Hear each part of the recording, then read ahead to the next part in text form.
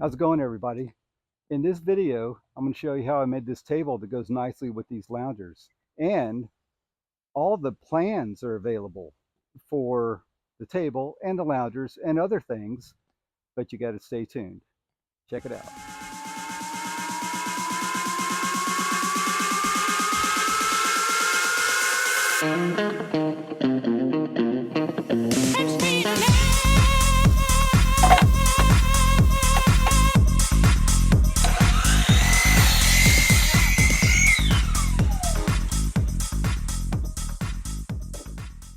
Oh, hey, what's going on?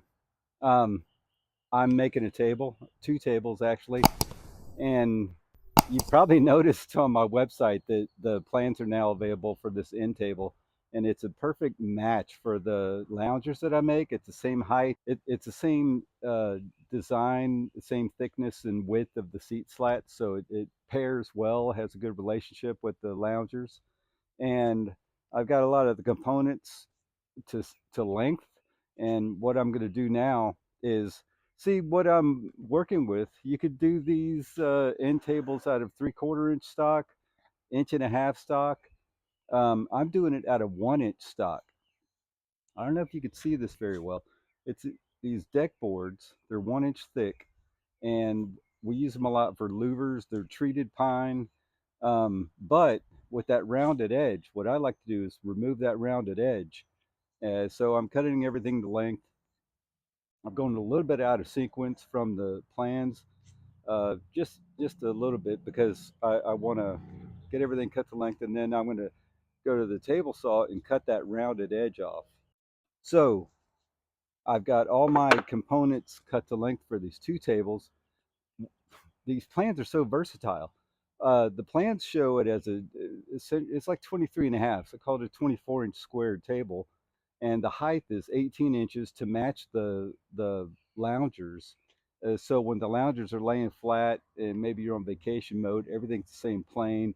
Even if you're sitting there and you have a drink or a book or a lamp or whatever right next to you, it's at the same plane. It's a comfortable height. But they could be, if you want it 20 inches, 22 inches, 24 inches, you could do that because it's just a difference in the leg dimensions. You adjust the legs accordingly. One of these, uh, the lady said, I don't want it square. I want it to be 18 inches by 24 inches. And I was like, yes, ma'am, I could do that.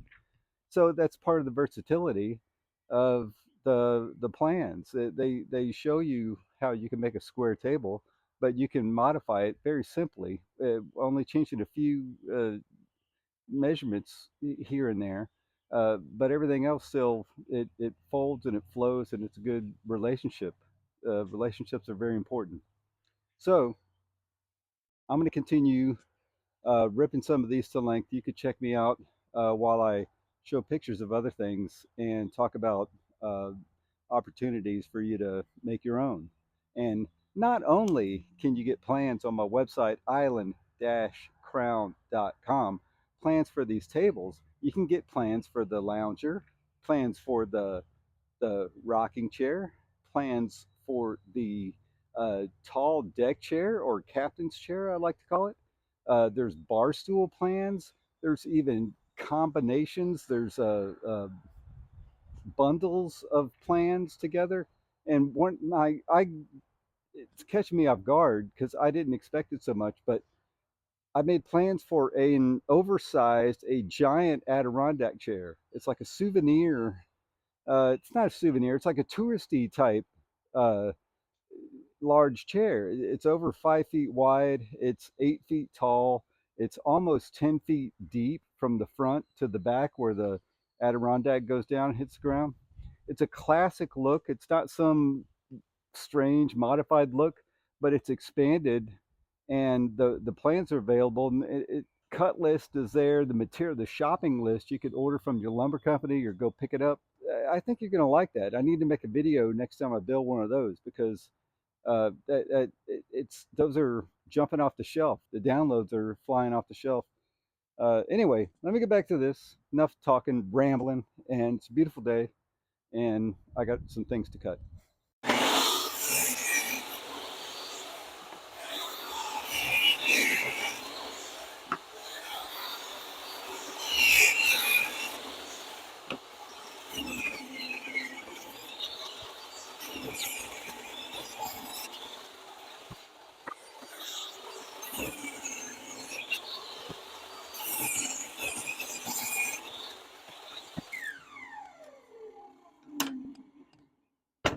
Okay, everything is ripped to length, ripped to width. Everything has already been cut to length, and I've got two stacks, one for a rectangular table, one for the square table. But what I need to do now is, and let me show you this. You'll see on the download that there are 5 components. I always, on all my plans, whatever components are on there, I itemize them, I number them, and then I draw a picture of all the components. And you might need one of these, you might need 30 of these, you might need 2, 4, 6 of these.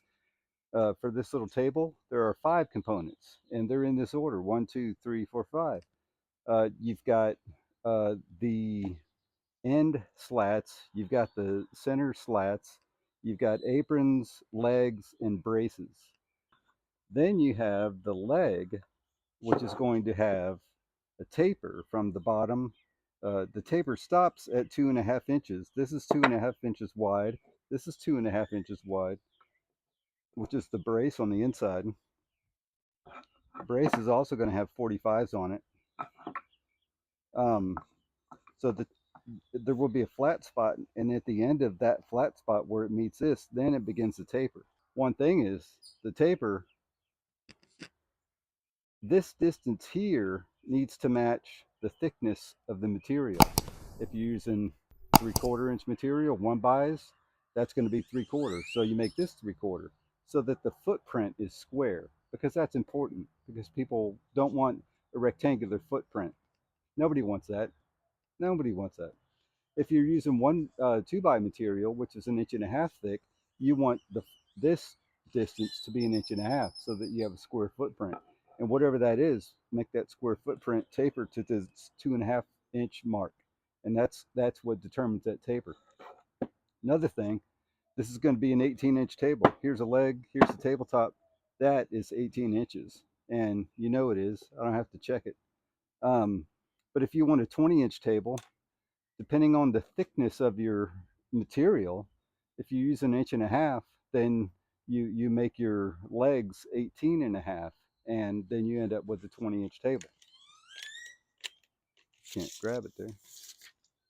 Get it. Oh, there. That's 18 inches on the money. So it's a nice look because the lounger is 18 inches. That's it. These are going to have a bevel. These are going to have a bevel, and these are going to have miters, and the legs are going to have a taper, and everything will get a routed edge, and we'll go over that when we get to it. So I'm going to begin these modifications.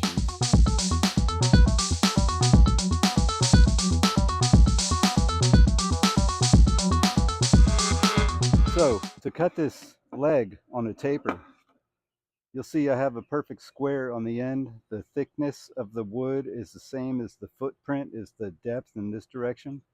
And I have a 2.5 inch flat spot. Here's my very versatile tapering jig. I've used it for a number of things. It's modifiable in many ways. What I do, I take these little wedges and shims, and I can slide them around wherever I need to. And then I drive a screw into the side over here into that rail or fence, and I can hold material where I need it. I keep additional shims on the side here in case I need them. So I've got my stock 2.5 inches by 17, I believe. I look for, is there a bad side? Not really. Is there an upside, a downside? Here's one. It's got a crack in it. Let's cut that off. And here's one last thing before I forget. I've got a little stop block here that you can't just measure over because that's square, but our wood is at an angle. But I lay it in, I position everything a few times, and I check it out. So you see, I rest this into that little crevasse, and then this hits over here on that wedge, and the blade will cut at the edge of the jig, and the jig slides on an aluminum T-track in the in the T-slot groove on the table saw. So it doesn't move left to right, it moves forward and back. I put it in there. After dialing in all the positions, I have 2.5 inches of flat spot that will remain, and I'm going to cut off from here to here. And let's do that one time. I can hold the clamps. I can hold this clamp. I can hold that fence. There's no need to have hands in this direction, so I don't.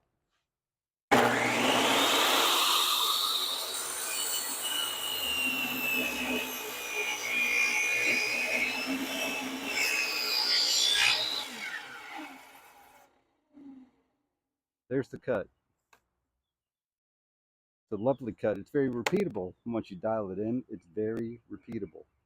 You've got the inch by inch flat spot. You've got a nice clean straight cut. It doesn't wobble like a circular saw might, and you've got a deliberate flat spot of what you needed. I'm going to keep this because shims always come in handy. I've got buckets of shims because they always come in handy.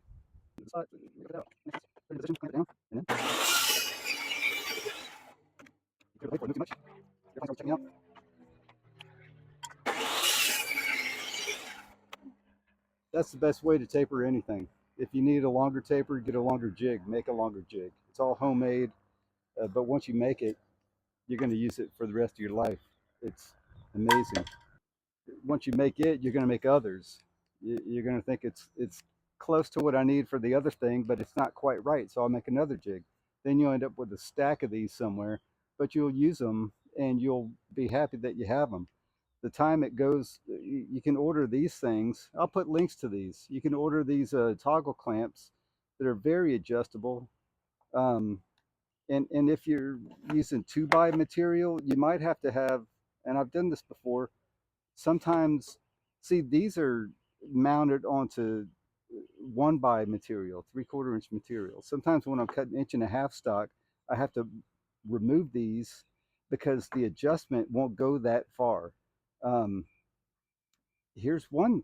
Look, this is set up for 3/4 inch material. That won't lock all the way, but I adjusted this one set up for the 1 inch stock, and that goes, pops right into position, holds very well, keeps everything safe, removes very easily. So anyway, sometimes you got to add additional blocks for thicker materials. Sometimes you got to adjust this if you have the room to adjust it. And tapering jig is the way to live your life. So I got all the components cut. I got all the rounded edges from the router. It's a 3/16 round over bit. We have a round over on both of the top edges and the outside bottom edge. There's no concern about the inside bottom edge. On the seat, the center slats, on the center slats, no concern about the bottom at all. But we do have a round over on all 4 top edges. The apron will go up underneath here, uh, so there's no concern about the top, but you do want to round over both edges of the bottom like that. Leg support, or the brace, it really doesn't need anything. My plan is showing a round over on the inside, but it doesn't need anything because it's completely buried in there. And then the leg itself, the leg will be looking down at it. It'll be in this position on a 45 like that. So the all the 4 long edges, we will put a round over on there, and then also around the bottom of the footprint, because if you leave it square, it's going to chip, it's going to nick, and it's going to pull that away. So leaving a gentle 3/16 round over at the bottom is the way to go for that. So to lay these out, everything's just kind of placed. My next step here is going to be to put my domino holes, and I got to lay it out. These are 2.5 inches thick, and the space between is a 1/2 inch on all of these. So 2.5 inches thick, half of that is 1.25 inches. So 1.25 inches from that edge to the center, 1.25 inches plus this 1/2 inch, 1.75 inches. From the short point of this miter we can go 1.75 inches, and that'll be the center of the domino. Since these are 2.5 with a 1/2 inch space, it's 3 inches from the left edge of this to the left edge of that, 3 inches from here to here, and so on. So from this mark, we can go every 3 inches. So 2 of these end slats receive nothing. They're aside from the one that's going to go here. But the other 2 will receive one domino or dowels centered on these marks. And there's going to be 6 seat slats. So 6 dominoes on this side, 6 dominoes on this side, plus 1 in each corner. That's 12, and 4 is 16 dominoes for this tabletop.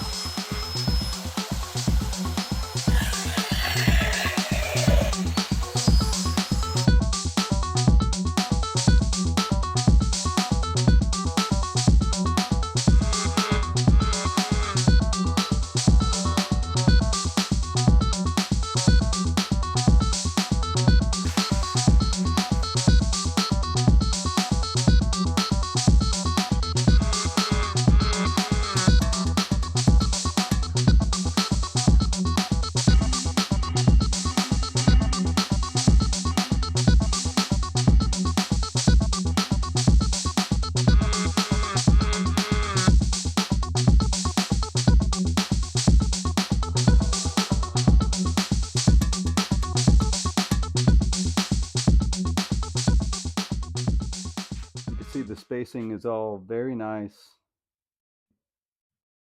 very consistent throughout. The joints have closed up very nicely, very nicely.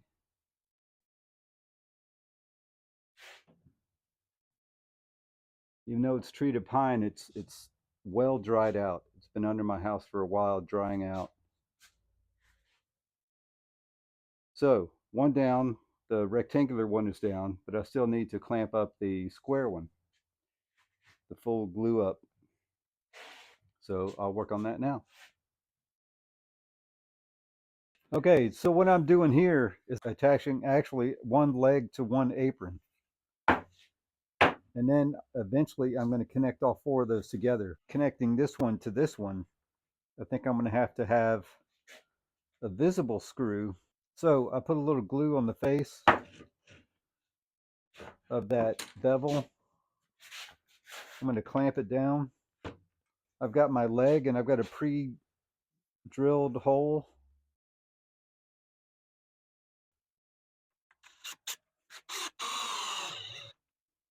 That seems pretty decent. And now we need to install the leg supports, which are these, which have a flat spot. The legs have the flat spot here, which that rests on. We're going to glue everything up. I'm going to nail these in with a 16 gauge stainless nail, all glued very well.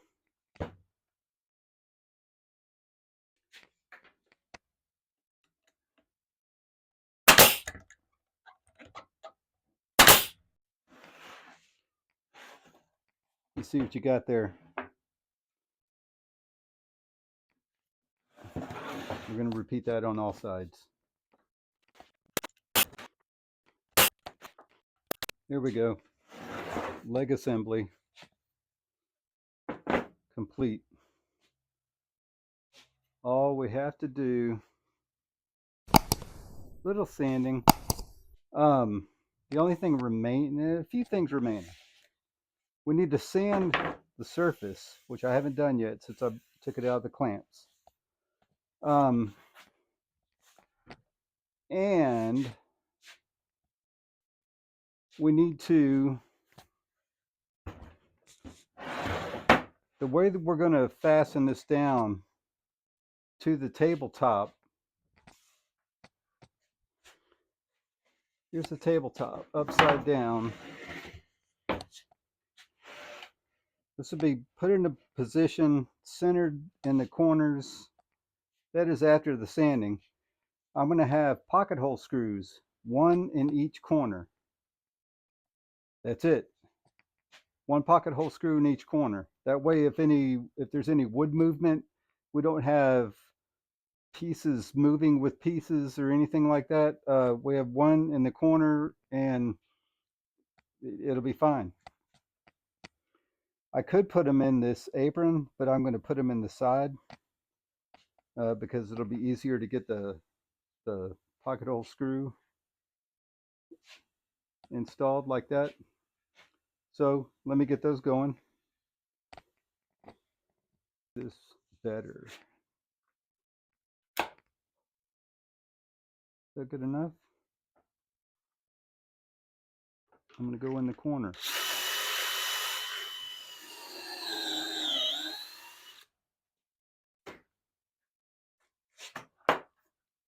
There's a hole in the corner.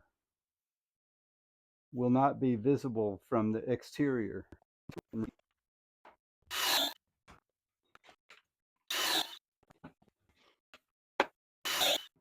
There, 4 holes.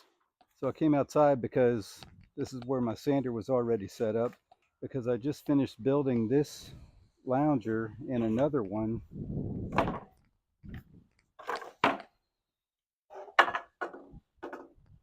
There's a lounger set up. It's a nice layout. I just finished my final sanding. And this, you see, the 2.5-inch components, they match these 2.5-inch components, except the table is 1 inch thick and these seat slats are 3/4 inch thick. Anyway, it's a good relationship.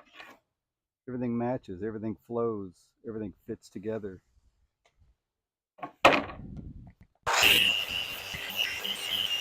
Everything cleaned up really well. I'm gonna hit the outside corners with my battery powered palm sander.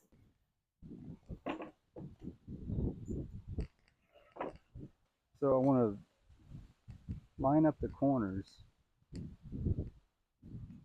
have equal gaps on all sides.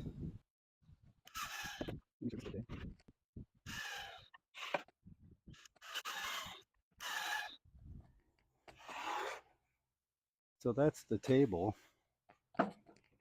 That's it. That's the table that matches the loungers, and there's another one over here. When the wheels are on it, wheels are on the back side here. The height of this is exactly the height of this. Um, However, this could be taller if you wanted. Anyway, it's a nice little table. It's sturdy. It's stout. You see, it's got perfect gaps. The 1/2 inch spacing is perfect at the ends, and it's very well laid out, very symmetrical.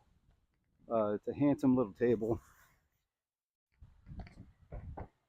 and it's strong, and it's stout, and it'll hold your drinks or a lamp or whatever you want to put on it. So you could even put plants on it, and it's going to paint well. So thanks for watching. I appreciate everything, and don't forget to check out island-crown.com. I got a lot of plans available for this, for the loungers, for the rocking chairs, the tall chairs, the bar stools, the giant Adirondack chair, everything. All those plans are available, bundles even, all wonderful prices, reasonable prices. Anyway, thanks again. Take care.